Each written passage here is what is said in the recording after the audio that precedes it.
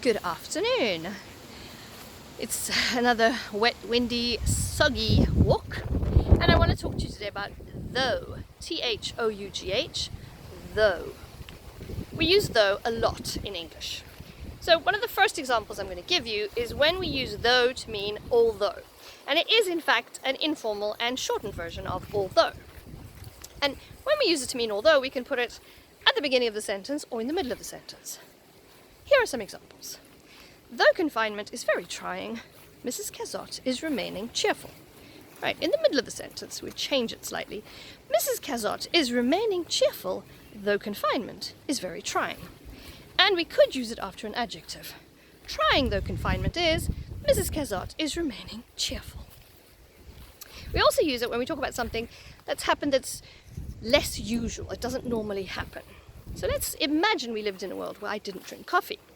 I could then say, though I don't drink coffee, I've had 5 cups today.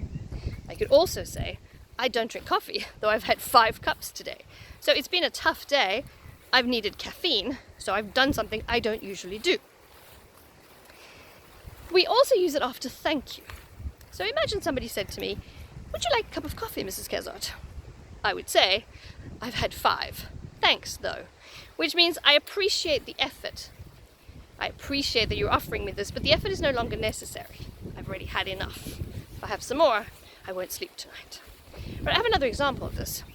For example, when I have made the lunch, set the table, and my husband ambles into the kitchen and says, do you need any help, dear?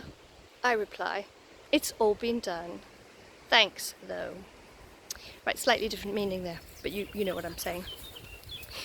We also use though at the end of a sentence, and then it means the same as but you cannot ever put but at the end of a sentence.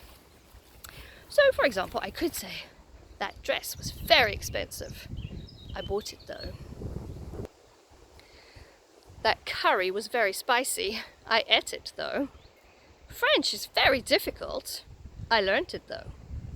Okay, so does that make sense to you? We do this a lot. We really use though at the end of a sentence very often. Just before this video, I said to myself, what was I going to say though?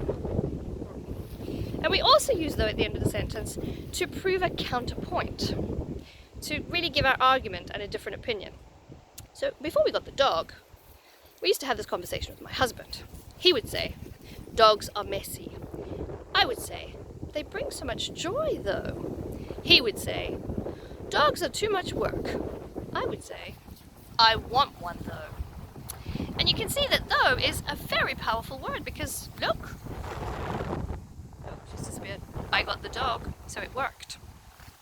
Though can also be used as a comparison with as. It's the same as like.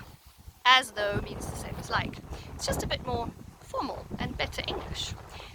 So, for example, when we got the dog, my husband acted as though he was angry. He acted like he was angry, but he wasn't really. He loves the dog. I think he loves her maybe a little bit more than me. No, that's not possible. We all know that's not possible. Right, so have a lovely evening and I will speak to you tomorrow. And hopefully it'll be sunny.